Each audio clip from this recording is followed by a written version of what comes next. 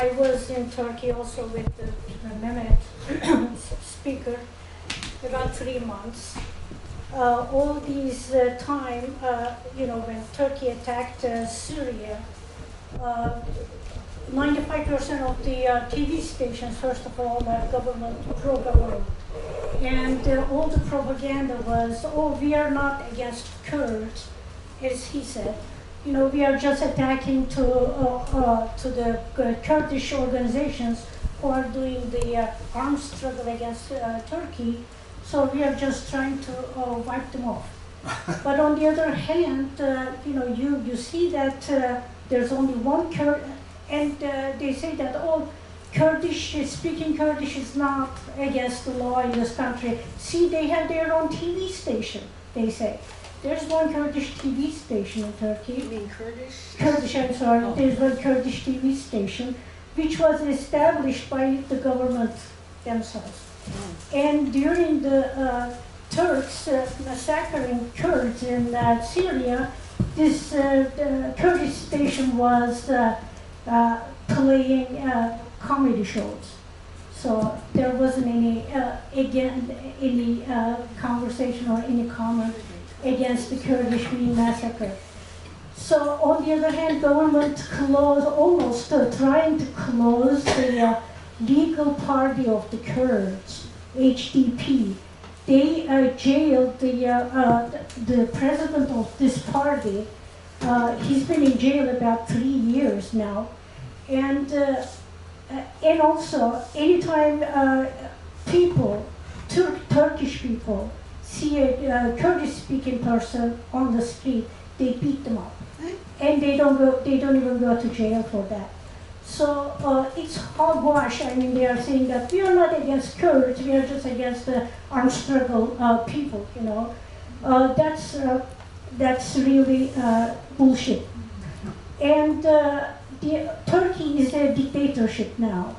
I mean, there's a Turkish parliament which is pretty much, which doesn't have any function at all. And there are opposition parties which are facade of the democracy because the government don't let them speak their minds. Instead, what replaced, laws are not going through the parliament anymore. What replaced is like decrees or bylaws that are declared by Erdoğan himself and his party. These bylaws, like for example, they came up with this law that they can attend a supervisor to any entity that they don't like. And they are attending supervisors and like opposition party, CHP, won some of the local entities, local municipalities, and as soon as they did, they attended supervisor from the Erdoğan's party. So pretty much they are trying to just close down all the other opposition functioning to this party in Turkey. So that's pretty much a dictatorship in Turkey, and people are not happy with it. May I respond? Just something. Let me add to that. As soon as the war started, the government, you're not going to believe this, I know you will, but banned the word war, banned the word occupation. Now, government openly, they said, we are tracking your social media sites and your posts. If there is a word war, if you say occupation, and they have already arrested more than 120 people, they are in prison now. Okay. Like it. Turkish government. Turkish government, yes, Turkish government. That's scary. Okay, I have. Gigi. Okay, first. Yeah, I'm going to have a 2-minute rule here, so I'm going to start. I didn't apply to Gulden because she's part of essentially the panel. Our troops, it sounded like on YouTube that Trump just moved the troops. They didn't take them out, but moved them to the east to protect the oil. That's one of my questions. Yes, that's true. And not only that, but they're going to bring more troops to protect the oil fields. Okay. So, let her finish. yeah, oh, sorry. Okay. And then also, the U.S. is also supporting and arming ISIS, right? I mean, you know, we totally do that too. Okay. Are the Muslims in Turkey, are they Wahhabists, or are they, you know, are they like ISIS, the same? Mm-hmm. They're Wahhabists in Turkey? Lots of, yeah. Oy. Okay. Okay, and I've been hearing, I've been hearing on YouTube also, I watch that a lot, that there have been big meetings being held, and it looks like a lot of solutions, sounds like, are coming from the Russia, Syria, Turks, and Kurds meetings.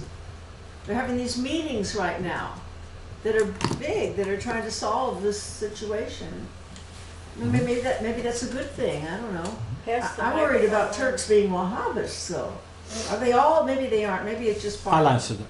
Okay, you'll talk about that. Yeah. Yeah, I'm done. Pass it to the next speaker. Very fast. Yes and no. But in general, Turkey, you know, the Muslims in Turkey are not Wahhabists. Oh. They are not. Oh. But they are. There's a government, you know, plan to make them that way. Because we have to go into the discussion of what is Islam. Okay, you'll have thousands of different views on that. Okay, so Wahhabis claim that we are the Orthodox. This is what the Quran says, man. What are you talking about? And but it never applies that way. Turkey was much after, especially 1923, was much more you know, open or much more flexible, and religion really didn't brought that much into life. But now with the Erdoğan, especially in 1980, when the United States openly said that the preferred regime in the Middle East is moderate Islam. This is the decision of the United States of America. The preferred regime is moderate Islam. Is that Muslim Brotherhood? Thank you. Yes, Brotherhood. Yes, Muslim Brotherhood. Actually, that's when they really had the power, and that's when Turkey started to move into Islamic ideology.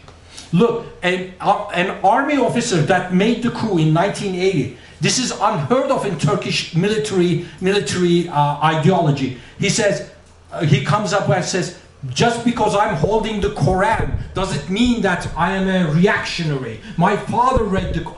People were shocked. How could the secular Turkish army could say this? But it was because the United States had given the go-ahead. So since that time, Turkey is now moving more and more and more into jihadist, you know, Sharia, and that's where they're going. But no, traditionally Wahhabism never existed in Turkey. I have a question about the Kurds and their organizations. Now, you mentioned that there was this organization called the PKK, and the leader of it was arrested, and he might still be in jail, and they were a military oriented, a political and military oriented organization. In other words, they did military acts as well as political acts. Is that correct so far? So, now of course, I believe the PKK organization it presents itself as a Marxist organization. Is that correct? Yes. So good discussion, yeah. yeah. So what I'm thinking, that as a Marxist, I would like to see the Marxists take control of this very chaotic situation, which is not favorable to the people. I mean, as people are going to massacre if this kind of thing continued. And then I was at a demonstration, and there were these young women there who had been with the YPG, I believe it was. And they said they were somehow associated with the PKK, but they were being sponsored by the United States. I said, now what's going on here? Yes. You know, I mean, they were right on the border between Turkey and Syria. So I'm very confused by all this, and I wonder if you could, I know you explained a lot, but I'm still very confused. No, you're right. It's a Why confusing don't you situation. take several comments at a time in order to let everybody have some Yes, input? ma'am. Everybody will get a chance, but do you prefer to have several comments? Yeah, let's do it this way for One. the time being. Yeah, very good question. Thank you for that. It is a very confusing issue. The reason, let's start with the PKK. It started in 1978 as a Marxist-Leninist, Maoist organization, true. But it has long since, unfortunately, abandoned that position. First of all, we are hearing, and I'm going to give you, examples of how their leader, Abdullah Öcalan, has been caught. He was caught by the CIA and given to Turkey, and he's still in prison, incommunicado. People, even his lawyers are not allowed to see him. Sometimes they let him, but some statements come out of him. He has actually written books even after he was captured. But he has moved, as I understand, from Marxism-Leninism to more of a Bookchin type anarchism. Now, did he really move? Or let's remember, thank you. Let's remember that he is a prisoner in a Turkish island. He is 24 hours under surveillance. He is under torture. So, can we, I don't know, can we rely on what he's saying as the direction of PKK? PKK in many times have rejected his calling to do this or do that, go in the direction. PKK says, sorry, we cannot do that. So, coming back to his positions, he even suggested. I was remembering that yesterday in another speech, is that he's suggesting to Turkey that the PKK, if only Turkey recognizes PKK, that it will abandon all its military fight and give it to the order of Turkey, so that Turkey can become again an imperial power against the people of the region. PKK will be the spearhead to do this. So, I think we have to have brief questions and brief answers. very brief answer. Yeah. But we have to understand that the world's #1 women's army is PKK's army. No other movement has women's army of women. And women are, Turkey accuses women of being kidnapped, but that's not true.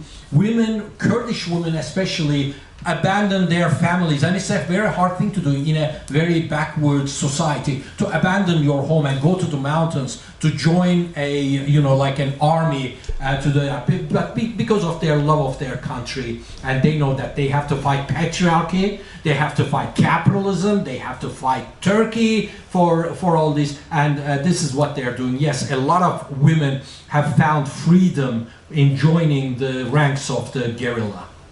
Michael? Yes, thank you for your talk. I learned a lot.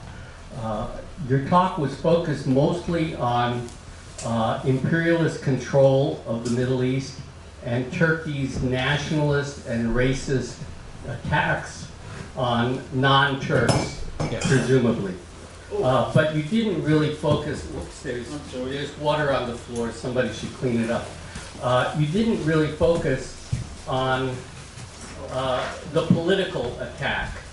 In Kurdistan, in Iraqi Kurdistan, there's bourgeois control of the Kurds, and yet in Rojava, in Western Kurdistan, there's the social ecology and the rise of women as with equal rights and with arms fighting ISIS. So can you talk about why Turkey is not attacking Iraqi Kurdistan, maybe because it's controlled by the bourgeoisie, versus attacking Rojava, which is controlled by this new anarchist, socialist kind of development? Thank you. Thank you very much. That's a very, very, good question. That's not 3 comments. What's that? No, just he wants the same way, Oh, right? all right. You are absolutely right. First of all, Iraqi Kurdistan at this point not only doesn't constitute a threat to Turkey, although there are frictions, but let's remember, who built the Iraqi Kurdistan? It was Turkey. It was Turkey that built the Iraqi Kurdistan. Not only Turkey, but the arch enemy of the Kurds, the Turkish military. First of all, let's go back. Turkish military is a very interesting phenomenon.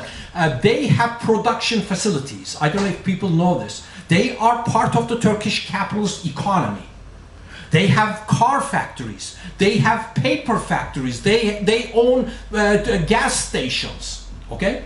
So, when Kurdistan was established in Iraq, it was the Turkish army's business section that went in there, and I had pictures of this Turkish military personnel working in their offices with the picture and the flag of Kurdistan.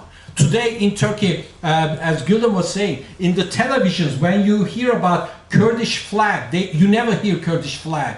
You hear the Kurdish rag. Okay? This is the hatred that you hear on TV. But when it comes to business, when it comes to money,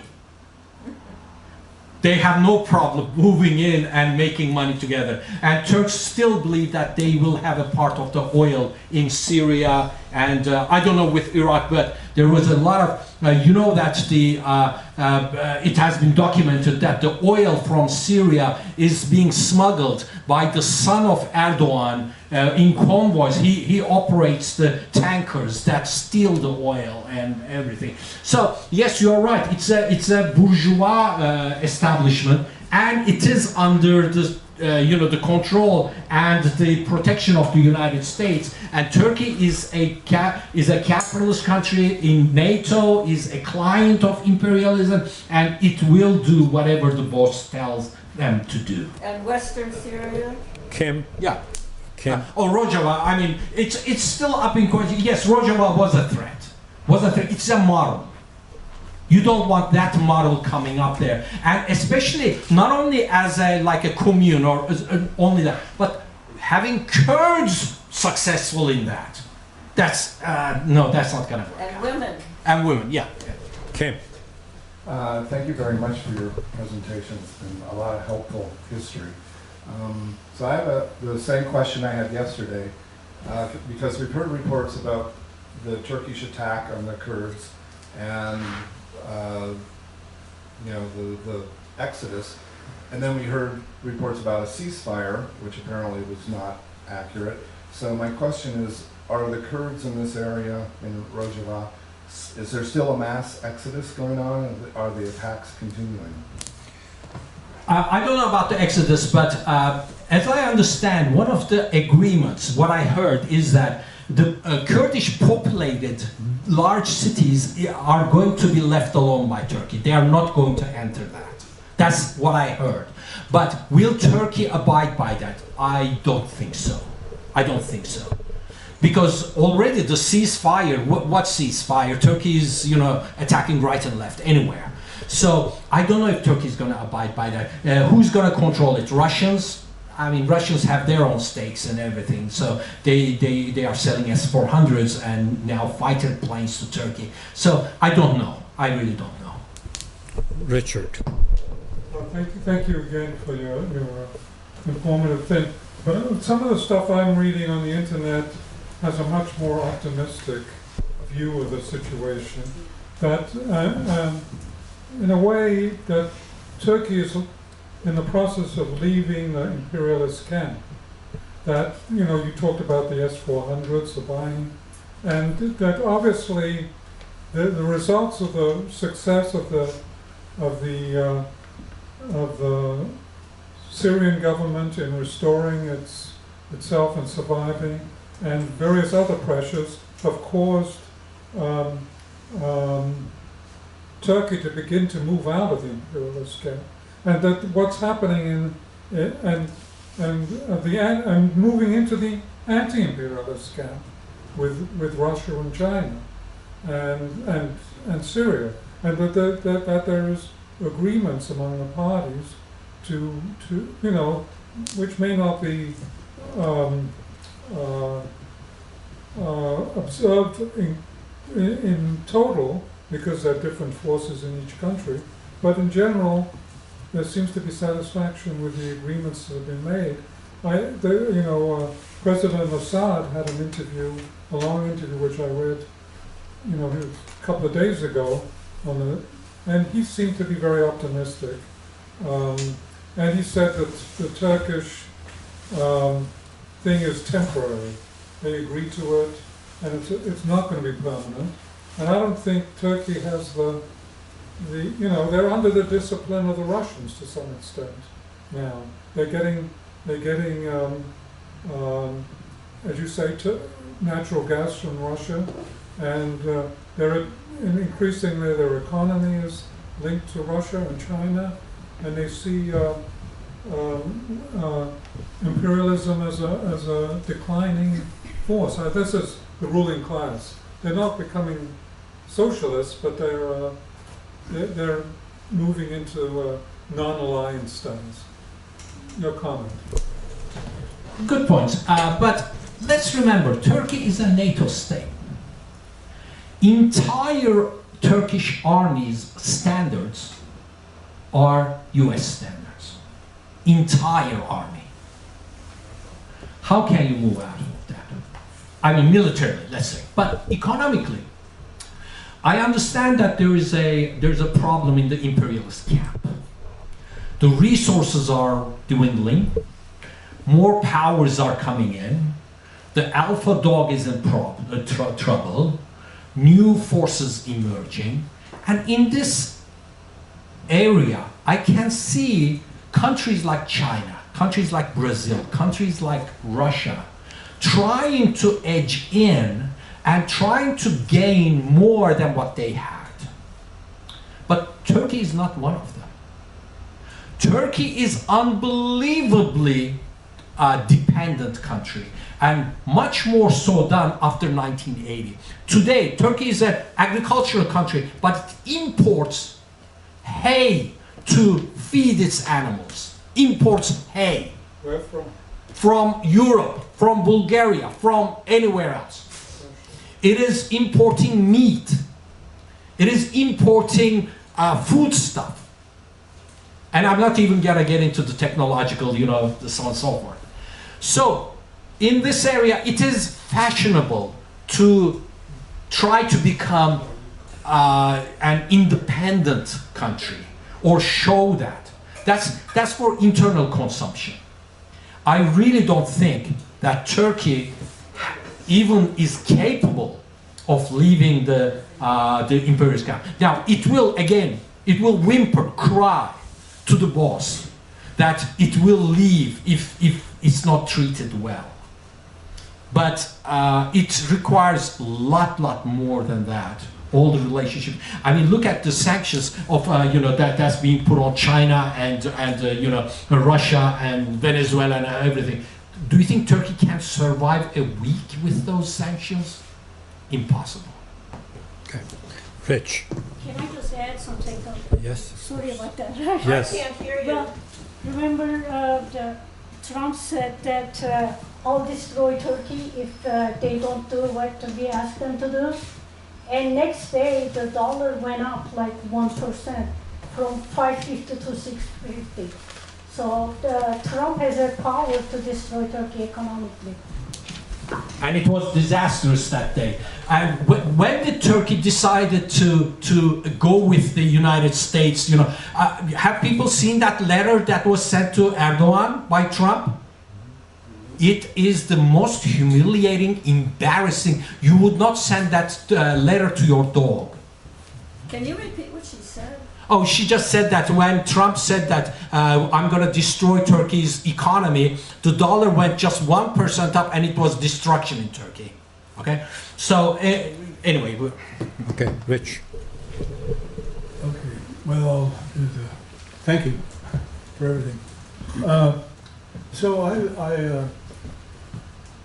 I became aware of Turkey in 1961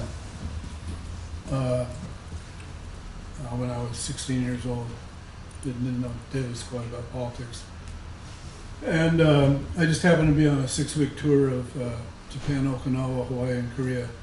And at the moment, I was in South Korea on a U.S. military officers hotel or something. I mean, this was a really nice place with a pool and all this shit. And half the band I was in was there, and the other half was down in the ghetto, or whatever they called it. And right next to us was a Turkish base, a Turkish compound, whatever you want to call it. And so I know Turkey was involved with the U.S. then. So here's in that context, that's my view of it. So I'm trying to expand my understanding a little bit based on that. So you spoke over and over, or you based a lot of your talk really on 1980 forward, or the big change that happened in 1980. So I didn't know about that. So that's important to me.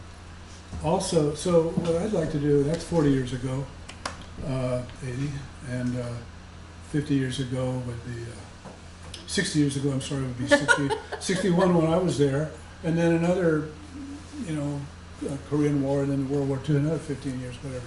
So my question is, what's Turkey's relationship been during World War II and then during the Korean War to the U.S., part of the imperialism question here, details. What's been its relation, and the way I hear you saying, it started before 1980, but it was actually going on for 20, 30, 40 years before that. So I just thought today I might learn a little more about that, so I'd still like to know. And I want to say one little more part of the story. I got a feel for the Turkish army then, on the base. So, we come in a road to get to our pool and all our shit, all these guys stay in these officers' base. It was a dream. And you go this way on the Fork Road, and you go into the Turkish camp, and there's a big kind of classic Asian thing with a holes here, and then a thing over the top, The arch. Yeah, and then so we heard this story. They say, your time is up. Don't mess around with the Turks. I'll be really quick here, Raj. Don't mess around with the Turks. Some South Korean tried to sneak under there and get some food or something. They caught the guy. They stuck a cleaning rod for a rifle through his ears. Oh, come on. No, listen. Yeah, this is real. Okay? I'm not showing you a picture like he was nice to me. And they said that's their warning to all the rest of South Koreans or whoever who don't come on their property. So okay, that's 2 minutes. 2 minutes are over. Could you please give it to me? Very, very quick response. First of all, Second World War. Again, Turkey was in the peace in the land, peace in the world, and they tried to. Their motto was "Don't get involved," but Turkey was involved. Turkey has a long relationship with Germany. First World War, the chief of staff of Turkish armies was German. The chief of staff for the submarines was German. The entire I can go on to show you from top down hierarchy. It was the Germans that were involved. So anyway, that's First World War. Second World War, what Turkey did was that it did not get into the war, but train loads of food were being sent to the Nazis to help them out. Okay, so that Turkey says so that they wouldn't attack us. Well, yes and no. But another point, you asked about the Korean War. Korean War was the price Turkey had to pay to get into NATO. And when Turkey did go to the Korean War and lost a lot of people, there was a U.S. general who said, "We want Turks there because they are so cheap. Each death of a Turkish soldier costs us 26 cents." That's the price of a Turkish soldier versus the American soldier. So that's the price that Turkey paid to get into NATO. Gene. Okay, thank you very much again, Mehmet. As always, I'm learning a great deal. I think everything I know about Turkey is what I learned from Emirates. Really appreciate it. But you haven't talked about China. And there are two things that are very important here. First of all, the way the Turks are using the Uyghurs as warriors. And the Uyghurs, as you know, are basically, they live in China, in the Chinese province of Xinjiang. But it's sometimes called Chinese Turkestan, but the Turks call it East Turkestan. And not only that, the CIA and the National Endowment for Democracy also calls it East Turkestan. So this is a definite threat to China. And that's where a lot of the terrorism in China comes from. Linked into that, however, is the other aspect of Chinese impact here, the Belt and Road Initiative. And I'm not sure, I haven't looked at this that carefully, but the Chinese are putting a lot of time and effort into the Belt and Road Initiative, which is going to transform the whole Eurasian continent, if not elsewhere. Africa. And China is a socialist society, ruled by a communist party with the ideology of Marxism-Leninism. So I know everybody thinks they're an imperialist country, et cetera, but I think China's impact here is going to be quite different because it's not an imperialist country. It's fundamentally different than American imperialism. So, thank you. Okay, shall we go to the next question? Yeah, okay. How do you want to? Okay.